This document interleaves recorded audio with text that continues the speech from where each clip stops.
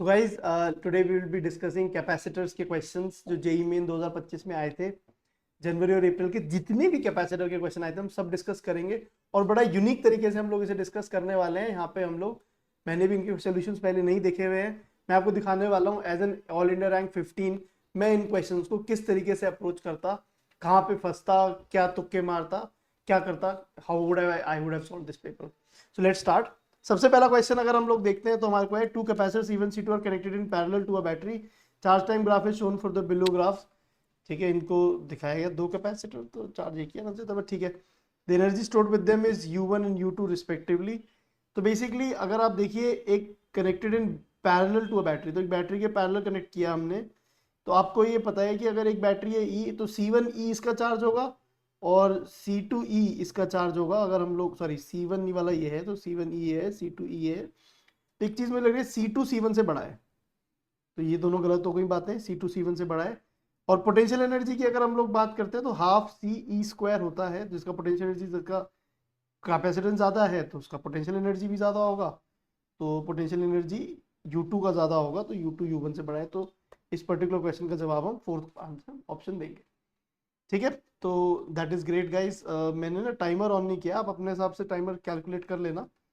ठीक है, अपने वीडियो में तो आपको दिख ही जाएगा क्या टाइम हो रहा है। तो but yes, moving on. Let me switch on the timer, एक second, let me switch on the timer, give me a second. तो गाइस मैंने टाइमर को ऑन कर दिया है। क्वेश्चन नंबर 2 से ही किया है टाइमर ऑन, बट कोई नहीं, लेट्स सी। तो दूसरा क्वेश्चन हमारा कहता है कि at steady state the charge on the capacitor shown the figure is what. Capacitor पे चार्ज पूछ रहे हैं हम लोगों से। स्टेडी स्टेट में आपको पता है कैपेसिटर के थ्रू तो करंट जाएगा नहीं, सारा करंट ऐसे जा रहा होगा 5-25। तो इसके क्रॉस जो पोटेंशियल डिफरेंस सीधे मैं निकाल सकता हूँ, मुझे करंट निकालने की जरूरत ही नहीं है। 10 ओम के क्रॉस हो जाएगा 10/25 × 5 विच इज 2 वोल्ट। तो इसमें जब चार्ज की बात करेंगे तो Q is equal to CV हो जाएगा 2 × 8, 16 माइक्रोकूलम यहाँ पे चार्ज हो जाएगा। तो ये क्वेश्चन नंबर 2 भी हमारा खत्म होता है। क्वेश्चन नंबर 3 पे आते हैं। Parallel plate capacitor of capacitor 40 microfarad is connected to 100 volt power supply. Okay. Now the intermediate space is filled with dielectric constant of dielectric constant K. Due to this introduction की आपकी capacitance double हो जाएगी, 80 microfarad हो जाएगी। ठीक है। The extra charge in change in electrostatic energy capacitor. तो charge की अगर हम बात करेंगे तो Q जो होता है वो CV होता है, V सेम ही है। तो C2 माइनस CV बेसिक आ जाएगा, वो 40 माइक्रोफैराड का तो चेंज आया है। ठीक है, एंड इंटू 100 वोल्ट है।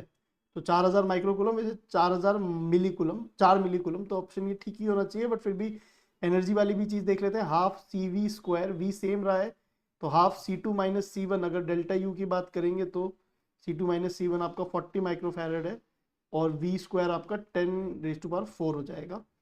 तो which is 2 and 20, and then अगर हम यहाँ से कैलकुलेट करेंगे तो 0.2 आ जाएगा, which is again question number 3 में जो वन ऑप्शन है ठीक है।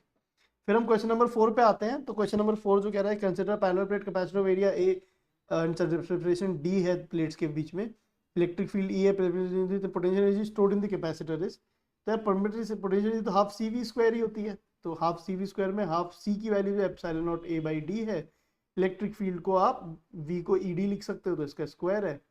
तो अगर मैं देखता हूँ तो half epsilon not E² DA, ऐसे कुछ हमारे पास आ जाएगा। हाफ एप्सिलॉन D² DAD भी सीधे बोल सकता था, जब रियलाइज हो रहा है आंसर आने के बाद। तो आई थिंक ये ठीक है, सेकंड वाले का आंसर आ गया हमारे पास। फिफ्थ वाले पे चलते हैं बच्चों। A parallel plate capacitor of 1 microfarad capacitance is charged with potential difference of 20 volt. The distance between the plate is this. Energy density कितनी होगी? Half epsilon not E²। ठीक है, और E की जो वैल्यू है V/D का स्क्वायर हो जाएगा, E की वैल्यू जो है। तो energy density half epsilon not हमें पता है 8.85 इंटू 10⁻⁻12 होता है। V/D की बात करते हैं तो 20/1 माइक्रोमीटर, तो 220 इंटू 10⁻6 हो जाएगा। 20/1 माइक्रोमीटर 10⁻⁻6 से डिवाइड कर रहा हूँ, तो 10⁻20 इंटू 10⁻6 हो जाएगा। इसका स्क्वायर अपन को करना है। तो ये बेसिकली हो गया, अगर हम इसे देख रहे हैं तो ये यहाँ पे हमारे पास आ गया हाफ 8.85 एनर्जी डेंसिटी है ना, तो हाँ एनर्जी डेंसिटी तो है, हाँ ठीक कह रहे हो। हाफ 8.85 इंटू ये भी कैंसिल हो गया, 10⁻20 का स्क्वायर 400 हो गया, तो 200 से मल्टीप्लाई हो जाएगा। ठीक है, 200 से मल्टीप्लाई हो जाएगा और 8.85 में आ जाएगा 17.7 ऐसे कुछ आ गया इंटू 100। ठीक है, तो अगर मैं देखता हूँ तो 17.7 में तो 1.8 से अगर मैं इसे अप्रोक्सीमेट कर लूँ, ठीक है, तो इंटू 10⁻³ है, 1.8 10⁻³ थर्ड वाला ऑप्शन हमारा ठीक आ रहा है। इसमें थोड़ा लग रहा था कि 1 पॉइंट तो अजीब सी कैलकुलेशन हो रही है, बट हो गया आखिर में। हो जाते हैं क्वेश्चन, ऐसे ही होता है कि करने स्टार्ट करते हैं तो निकल जाता है answer. Parallel plate capacitor consisting of two circular plates radius 10 centimetre is being charge by a constant current of 0.15 ampere. Okay, दो सर्कुलर प्लेट है, इतना रेडियस है, कांस्टेंट करंट है 0.15 एम्पियर का, ठीक है। The rate of change of potential difference between the plate is this, then the integer value of the distance between the plates is this. तो distance D की बात कर रहे हैं, तो जो पोटेंशियल डिफरेंस है that formula is Q by C, right. तो Q is CV, and again देखो dQ by dt ये आपका करंट है, अगर आप देखोगे तो C dV by dt के बराबर हो गया। तो यार देख, C dV by dt है, dV by dt की वैल्यू दे रखी है, इसकी वैल्यू दे रखी है, तो इससे ना मेरे को C पता चल जाएगा। तो C कितना हो गया मेरा कि I तो 0.15 था, 0.15 अपॉन dV by dt 7 × 10⁸ 8, तो ये C आ गया। अब इन्होंने पूछा क्या कहते हैं, रेडियस पूछा, तो यहाँ पे अगर मुझे पता है epsilon nought A by D जो है, ये अगर मुझे पता है ऑलरेडी 0.15/7 हमें पता चल गया। तो डिस्टेंस डी पूछ रहे हैं, तो epsilon not a which is 9 × 10⁻⁻12 लेना है आपको।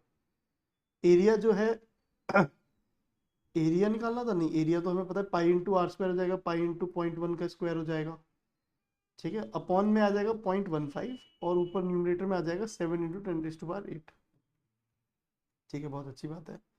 इसकी वैल्यू को 22/7 अपन ने बोला हुआ है कि 22/7 लेना है, इसको 22/7 भी ले लेते हैं। 22 कहीं से कैंसिल होना चाहिए था, बट ठीक है 22/7 ले लेंगे तो 7 कैंसिल हो गया यहाँ पे। तो अब तो 6 हो गया है ना, 6 भी नहीं 60 हो गया एक्चुअली में, 1.5 टाइप्स ऐसे कुछ हो गया। कैलकुलेशन ही है देखो इस क्वेश्चन में ना, इफेक्टिवली इसका स्क्वायर स्क्वायर तो किसी चीज़ का नहीं है ना, ठीक है। तो यहाँ पे आंसर आपका जो आ रहा है वो आ रहा है 60 × 22 × 10⁻⁻1 का 10⁻⁻6 ऐसे कुछ आ रहा है ना। ओके, मुझे लग नहीं रहा इसमें हम सही रास्ते पे हैं, बट कोई नहीं। 22 × 6 कितना है, 22 × 6 है 11 × 12 132 × 100 × 10⁻⁻6 मीटर, इतना माइक्रोमीटर है। Integer value of the distance between them is this. एक बार फिर भी चेक करता हूँ, मतलब कितना माइक्रोमीटर में, तो यार कुछ लग रहा है ज़्यादा चीज़ें गड़बड़ हो रखी हैं। तो एक बार कैपेसिटेंस की बात अगर की जाए, तो कैपेसिटेंस जो है, टाइम तो है ना अपने पास, ठीक है। कैपेसिटेंस की जब बात की जाए तो 7 × 10⁸ 8 जो है capacitance, I by D V by D T आ गया, I 0.15 ampere, 7 × 10⁸ 8 D V by D T, ठीक है ये। एंड क्या कहते हैं उसके बाद epsilon nought A by D की वैल्यू ये है, डी की वैल्यू में 0.15 नीचे चला गया, 7 × 10⁸ 8 ऊपर आ गया। एप्सिलॉन नॉट A में भी πr² में r की जो वैल्यू है 0.1 डाल दी अपन ने, 0.1 का स्क्वायर हुआ वो 7 से कट गया, 6 बचा, 25 - 6 हो गया। कुछ गलती क्या तो नहीं करी मैंने, 10⁸8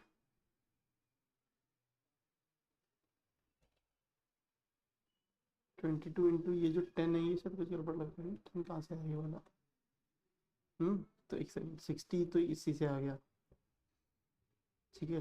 10⁻⁻12 10⁻⁻14 और 10⁻⁻6 ये हो गया। 22 × 60, ये 10 एक्स्ट्रा है, 1320 आ रहा है। चलो देखो अब तो जो भी आ रहा है क्या करें, हो तो सकते नहीं, कोई नहीं आगे चलते हैं। Identify the valid statement relevant to the given circuit at the instant when the key is close. तो जैसी की को बंद करेंगे 5 वोल्ट ही है, तो कुछ करंट फ्लो करने लगेगा यहाँ पे, there will be no current through, current immediately change हो जाता है, तो ये तो गलत है स्टेटमेंट, पक्का सही। कुछ करेक्ट पूछ रहे हैं, पहले पूछ रहे हैं। There will be maximum current in the connecting wire, बिल्कुल करंट उसके बाद ड्रिप करता है, बिल्कुल ऐसे करंट का ग्राफ हमें पता है। Potential difference between the capacitor plate and A and B is minimum, तो ऑब्वियसली बात है पोटेंशियल तो जीरो होता है ना, वो तो ग्राफ ही ऐसा कुछ है उसका, तो ये तो पक्का सही है, ठीक भी है। दूसरा तो बी और सी ठीक हो गए, तो ये तो गलत है, ये भी गलत हो गया, ये भी गलत हो गया, तो एक्चुअली यही ठीक हो सकता है। डी भी चेक कर लेते हैं। Charge on the capacitor plates, charge on the capacitor plate is 0, वो तो बिल्कुल ठीक है, तो BCD तीनों ठीक हो गए, तो चौथा ठीक हो गया, 7th is done. 8th question पे आते हैं हम लोग। Parallel plate capacitor was made with 2 rectangular plates each with length L equal to 3 centimetre and breadth B equal to 1 centimetre. Okay, and the distance between the plate is this, out of the following which of the ways used to capacitor by a factor of 10। ठीक है, तो capacitance की भाई देखो, capacitance का formula क्या है, epsilon nought A by D। ठीक है, एप्सिलॉन नॉट A जो है वो 3 है, इंटू 1 है, डिवाइडेड बाय जो डिस्टेंस है वो 3 है। अब इसको 10 के फैक्टर से बढ़ाना है, तो कह रहे हैं 30 इंटू 1/1, इसमें 10 का फैक्टर बढ़ जाता है। फिर कह रहे हैं 3 इंटू 1/30, इसमें नहीं बढ़ रहा। फिर कह रहे हैं 6 इंटू 5/3, इसमें 10 का फैक्टर बढ़ जा रहा है बिल्कुल। फिर कह रहे हैं 1 इंटू 1/10, ये भी नहीं बढ़ेगा। ठीक है, ये तो कम हो रहा है 10 से। 10/1 ये ठीक है, तो AC एंड E तीनों ठीक लग रहे हैं। अभी कह रहे हैं C एंड E, A में कुछ गड़बड़ तो नहीं कर रहा मैं, 30 इंटू 30, 30 इंटू 1/1। अच्छा नहीं, 30 का फैक्टर हुआ है, तो C और E वाला ही है, तो बच गए, मतलब गलती तो हो गई थी हमसे, बट बच गए, ऑप्शन ने बचा लिया। अगर वो ऑप्शन भी होता तो गड़बड़ हो ही चाहिए होती। 9वें क्वेश्चन पे आते हैं बच्चों। इस पे देख रहे हैं, तो time varying potential difference apply किया जा रहा है between the plates of a parallel plate capacitor of capacitance 2.5 microfarad. देखो सब इस क्वेश्चन में सब हर जगह ऐसे कुछ हो रहा है। ठीक है, time varying potential capacitance, capacitance हमें पता चल गया 2.5 is directly constant medium plate is 1, it produces displacement current of this dq/dt मान लेंगे, इतना कुछ ज़्यादा इतना दिमाग लगाता है। तो magnitude of the rate of change of potential difference will be dq/dt is 1/4 into 10⁻³ this is d/dt of C dv/dt। तो बेसिकली dv/dt पूछ रहे हैं अपन से, तो कैपेसिटेंस वैल्यू 1/4 into 10⁻³ ऊपर है, और कैपेसिटेंस से 2.5 से मल्टीप्लाई किया, 10⁻6 ऊपर आ गया, ये 10 हो गया, तो 100 आ गया ये, तो 100 वोल्ट पर सेकेंड इसका जवाब आ गया। 9th is done. 10th पे आते हैं। Capacitor C1 is equal to 6 microfarad is charge to potential difference, ये 6 है, 105 वोल्ट पे से चार्ज किया, the battery is removed on the capacitance C2 is inserted in the place of the battery. अच्छा okay, when the switch ऐसे is close, जब इसको यहाँ पे क्लोज करेंगे हम लोग, the charge close reach equilibrium condition क्या होगी, बेसिकली ये पूछना चाह रहे हैं। तो C2 कैपेसिटेंस 12 है ना, तो बेसिकली अगर हम लोग देखेंगे तो Q1/6 should be equal to पहले कितना चाहता, 30 अबे यार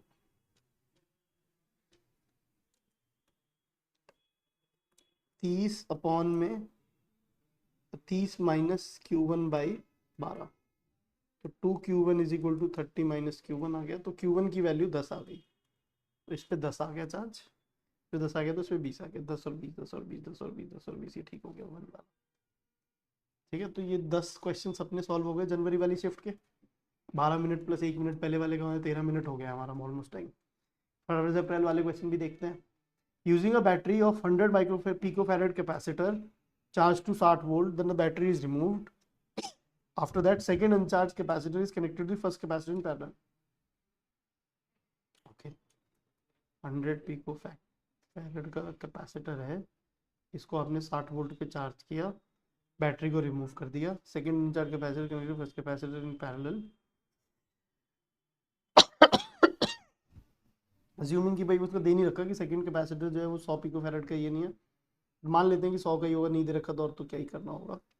इस connective first capacitor final voltage across second capacitor 20 volt है इसके पास। अच्छा अच्छा अच्छा अच्छा, नहीं नहीं नहीं, कोई तो निकालना है, इसका कुछ कैपेसिटेंस सी है, तो 20 वोल्ट इसके क्रॉस पोटेंशियल डिफरेंस है ना, 60 वोल्ट अभी दिखाया था, तो पहले अभी जो चार्ज था इस पे 100 इंटू 60, कितना चार्ज था, 6000 पिको कोई जो भी है। अब बाद में 20 वोल्ट पोटेंशियल डिफरेंस, इसके क्रॉस भी 20 वोल्ट ही पोटेंशियल डिफरेंस होगा, तो 20 के हिसाब से 20 इंटू 100, 2000 पिको कूलम इस पे चार्ज आ गया, और इस वाले पे टोटल 4000 पिको कूलम चार्ज आएगा, और 4000 जो है वो C इंटू में पोटेंशियल डिफरेंस 20 के बराबर होना चाहिए। तो सी की वैल्यू अपने को समझ आ जाएगी कि 20 से कैंसिल होकर 200 पिको फैरेड, तो 2 अपना ठीक आ गया। सो दैट इज अगेन थोड़ा सा टिपिकल क्वेश्चन है, मतलब 3-4 चीजें सोचनी है, बच्चे गड़बड़ कर सकते हैं इसमें, बट ठीक है कोई नहीं। Parallel plate capacitor is filled equally half with two dielectrics, एक का ε1 दूसरा ε2, isolated distance between the places d, area of the each plate is a, the capacitance in first configuration and capacitance is C2। तो अच्छा जी अरे यार देखो अब यहाँ पे ना एप्सिलॉन जो है ये डाइलेक्ट्रिक कांस्टेंट है, ε1 ε2 ठीक है, तो K1 K2 ले लो, मुझे अच्छे लगते हैं एप्सिलॉन लिखने। तो जो पहली कॉन्फ़िगरेशन में जो आपका डाइलेक्ट्रिक कांस्टेंट हो जाएगा वो हो जाएगा K sorry ε0 A upon d/2 K1 plus d/2 K2, ये हो जाएगा ε0 A/d, 2 ε0 A/d ऐसे कॉमन आ जाएगा, K1 plus K2 into K1 K2 ऐसे आ गया, ठीक है। फिर C2 की बात करता हूँ मैं, तो वो जाएगा पैरेलल में, दोनों ऐड हो जाएंगे, ε0 A/d और एरिया A/2 हो जाएगा, और दोनों यहाँ पे K1 प्लस K2 ऐसे ऐड हो जाएंगे। तो इसमें अगर हम लोग देखेंगे तो क्या कहानी होगी कि अगर हम लोग देखते हैं इसमें, अगर हम डिवाइड करेंगे इसे तो ये टर्म्स कैंसिल हो गए, ये टर्म कैंसिल हो गए, K1 K2 अपॉन में K1 प्लस K2 का स्क्वायर, सो 2 और 2 4 हो जाएगा, 4 K1 K2 अपॉन इसका स्क्वायर। तो ये वाला हमारे पास जवाब 2 वाला ऑप्शन आ जाएगा। 3 वाले पे अगर हम लोग आते हैं, थर्ड क्वेश्चन पे, 4 capacitor each of 16 microfarad capacitance are connected as shown in the figure, the capacitance between point A and B is what. Okay, A और बी पॉइंट के बीच की कैपेसिटेंस कितनी है। एक्चुअली में ये बना तो थोड़ा अजीब सा रखा है, बट ये जो पॉइंट है ये भी बी है, ये भी बी है, ये भी बी है, ये भी बी है, ये भी बी है, तो ये ए है और ये भी पॉइंट ए है। तो 1 2 3 4 ऐसे कुछ नंबरिंग कर देता हूँ। तो ए पॉइंट से 1 जो है ए से बी के बीच में है, बिल्कुल। 2 जो है वो भी ए से बी के बीच में, 3 जो है वो भी ए से बी के बीच में, और 4 जो है वो भी ए से बी के बीच में है। एक्चुअली पैरेलल में है सारे, 4 C/4 हो जाएगा आपका। तो पैरेलल में तो 4C होता है ना, कैपेसिटेंस में क्या गड़बड़ कर रहे हैं। 4C के हिसाब से 16 माइक्रोफैरेड अगर है तो 4 इंटू 16 करेंगे तो 64 आ जाएगा। तो 64 माइक्रोफैरेड यहाँ पे आपका जवाब आ जाएगा इसका। आई होप आप सब लोगों को मेरी आवाज़ आ रही है, ठीक है। देख रहा हूँ स्क्रीन पे तो ठीक चल रहा है। 3 parallel plate capacitor C1 C2 C3 each of 5 shown है, 2 सीरीज में, एक पैरेलल में, इनके बीच के ए और बी के बीच पॉइंट के बीच में कितना हो जाएगा। Space between the capacitor filled with the dielectric of medium 4। अच्छा अच्छा अच्छा, C1 वाले को 4 से चार भर दिया इसमें, तो ये 4 से मल्टीप्लाई हो जाता है, 20 हो गया इसका कैपेसिटर, इसका 5 हो गया, 20 और 5 सीरीज में जो आ जाएगा हमारे पास वो पैरेलल वाला रिजल्ट होता है। तो ये 4 माइक्रोफैरेड आ जाएगा, और इधर इधर आ गया तो 9 माइक्रोफैरेड, 5 और 4 सीरीज पैरेलल में तो 9 माइक्रोफैरेड हमारा रिजल्ट आ गया। चलो स्पीड पकअप करते हुए हम लोग, इसमें कुछ है जैसे कुछ K5 और K3 है, और अगर हमारा एरिया दे रखा है, सेपरेशन दे रखा है इनके बीच का, इस field with uniform dielectric material 3 and 5 shown, अंदर capacitor connected parallel with it, the effective capacitance of this combination is इसकी कितनी कैपेसिटेंस है। इसकी कैपेसिटेंस अगर मैं देखता हूँ तो ε0 A/d/2 into 5 d/10 plus d/2 into 3 6 d/6, तो ये आपका कैपेसिटेंस हो जाएगा यहाँ पे। और ε0 A की अगर मैं बात कर रहा हूँ तो ε0 कितना है, ε0 तो 8.85 इंटू 10⁻⁻12 है, एरिया 4 इंटू 10⁻⁻4 है, और D जो है 1.77, तो 1.77 को बाहर लिख लो, इंटू 10⁻³ है, और 1/10 प्लस 1/6 की अगर मैं बात करूंगा तो 1/10 प्लस 1/6 वुड बी 60 लेके 16 आ जाएगा, 8/30 4/15, इस तरीके से मैं लिख सकता हूँ। 4 4 कैंसिल हो गया, और अगर मैं यहाँ पे देखता हूँ 10⁻⁻7 ये 5 हो गया एक्चुअली में एंड क्योंकि 17.70 10 हो जाता है, उसका आधा हो गया वो बिल्कुल, और 10⁻³ ये 10⁻1 हो गया, 1/10 हो गया, तो ये 15 ऊपर चला गया, तो 15/10 3/2 ऐसे आ गया, 3/2 15/2 7.5 पिको फैरेड, एक और कैपेसिटेंस 7.5 पैरेलल में कनेक्ट किया तो 15 हो गया। बिल्कुल सही लग रहा है आंसर, ठीक आने की फीलिंग आ ही रही है कि भाई ऐसा तो तभी हो रहा होगा कैलकुलेशन जब सही हो रहा होगा ये।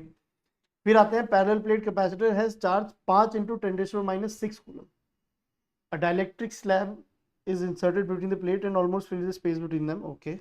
If the induced charge on one face of the slab is this, then the dielectric constant of the slab is what? देखो यार, बेसिकली चार्ज इतना है और डायलेक्ट्रिक डालने से अगर चार्ज बदल गया है तो उसका तो पोटेंशियल सेम रहेगा, तो Q is equal to CV है ना।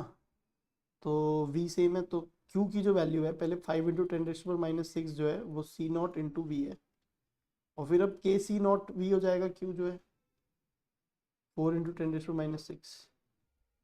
Induce charge on one face of the slab. अच्छा, फेस ऑफ द स्लैब पे अगर हम इंड्यूस चार्ज देख रहे हैं तो कैसे देखेंगे, ये तो देखो लंबी चौड़ी कहानी हो जाएगी।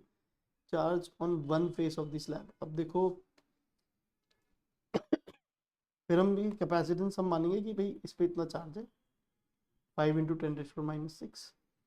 अब ऑब्वियसली इस पे जो चार्ज है, इस पे जो इलेक्ट्रिक फील्ड है E0/K हो जाती है, तो इलेक्ट्रिक फील्ड जो थी Q/2ε0 थी, E0 जो थी, और अब ये जो इलेक्ट्रिक फील्ड है वो E0 - E इंड्यूस्ड की जो वैल्यू है वो E0/K हो जाती है, ठीक है, विच इज अगेन Q जो था ये 5 × 10⁻⁶ था, ठीक है। तो E0/K, तो E0 × 1 - 1/K, अब ये फॉर्मूला मुझे याद नहीं रहता, बहुत सारे लोगों को ये फॉर्मूला भी याद रहता है, is equal to E induced. तो E0 का जो है 5 × 10⁻⁶ अपॉन 2ε0 है into 1 - 1/K is equal to E induced कितना हो जाएगा, जो इस पे चार्ज आया उसी का इस फॉर्मूला लग जाएगा Q/2। 2 वाला फैक्टर कैंसिल हो जाएगा, 2 वाला फैक्टर से अगर कुछ कन्फ्यूजन हो रहा हो तो कोई टेंशन नहीं है, ये वाला फैक्टर एनीवेज उड़ जाएगा अगर दोनों साइड की फील्ड देख लोगे। Q induced by which in this case is 5 × 10⁻⁶, 4 × 10⁻⁶, that's it। ये भी कैंसिल हो गया पूरा नीचे वाला टर्म, ये 4/5 आ गया, तो 1/K जो है 1/5 आ गया, तो K की वैल्यू 5 आ गई, ठीक है। अब फटाफट से चेक कर लेते हैं हमने जो आंसर निकाले हैं वो ठीक है या गलत है, ठीक है। 20 मिनट लग गया हमें सॉल्व करने में, ठीक है। पहले वाले में चौथा ठीक है, दूसरे वाले में हमारा ये 16 आंसर आ रहा है, यहाँ पे हमारा भी 16 ही आया था शायद, आई थिंक ना, 16 ही आया था, डबल हो गया था, ठीक है। 2 वोल्ट के हिसाब से। तीसरे वाले का 1 था, ठीक है। चौथे वाले का हमारा जवाब आया था 2, ये तो आसानी था। पांचवे वाले का हमारा जवाब आया था 3 है यहाँ पे भी। छठे वाले का इसका आया माइक्रोमीटर 1320, इसमें भी बड़ा कंफ्यूजन था बट आ गया ठीक आंसर, थोड़ा तो वो मिला सेटिस्फैक्शन सर। और ये BCD ओनली, ये भी ठीक है हमारा बिल्कुल। 8th वाले में हमारा जवाब आया CNE 4 था हमारा, बिल्कुल 4 ही ठीक है। 9th वाले में हमारा ऑप्शन सही आया था, बिल्कुल सही आ रहा है। 10th वाले में हमारा 1 ऑप्शन आ रहा था तो 1 ही आ रहा है यहाँ पे भी, ठीक है। तो 10 के 10 क्वेश्चन हमारे जनवरी वाले शिफ्ट वाले ठीक हो गए हैं। अप्रैल शिफ्ट के क्वेश्चंस अगर मैं देखता हूँ तो अप्रैल वाले में जो पहला वाला हमारा जवाब था 200, वही ठीक है। दूसरे वाले जवाब में हमारा ये सेकंड वाला ऑप्शन था, वो भी ठीक है। तीसरे वाले क्वेश्चन के अंदर हमारा 64 आया था, वो भी ठीक है, ठीक है। चौथे वाले क्वेश्चन के अंदर हमारा यहाँ पे 4 डाल के कितना आया था, 9 आया था, वो भी ठीक है। और पाँचवें वाले क्वेश्चन में हमारा जवाब 15 आया था, वो भी ठीक है। और छठे वाले क्वेश्चन में हमारा K5 आया, वो भी ठीक है। तो बड़ी सरप्राइजिंग बात है, कैपेसिटर में भी हमारे सारे क्वेश्चन जो हमने किए वो ठीक हो गए। इसका मतलब बहुत ज़्यादा मुश्किल कोई क्वेश्चन नहीं है। हाँ, बीच में कुछ ऐसे क्वेश्चन थे जो मेरी नॉलेज की वजह से मैं कर पाया, इतने टाइम से पढ़ भी रहा हूँ, पढ़ा भी था, पढ़ाया भी था, तो but still again that is the way you attempt should attempt these papers. अगर आप इस तरीके से इन्हें करोगे तो मुझे लगता है कि आप अपना टाइम भी बचा लोगे और बहुत ज़्यादा बेटर भी कर लोगे। तो ऑलमोस्ट अगर हम 15-20 मिनट के अंदर ये पूरा कर पा रहे हैं तो आई एम श्योर आप भी पक्का से कर सकते हो। Thank you so much guys for watching this video. Do subscribe to our channel if you want to watch more of these videos, as I will keep on posting this content, especially if you like it. Thank you so much guys. All the best. Thanks a lot.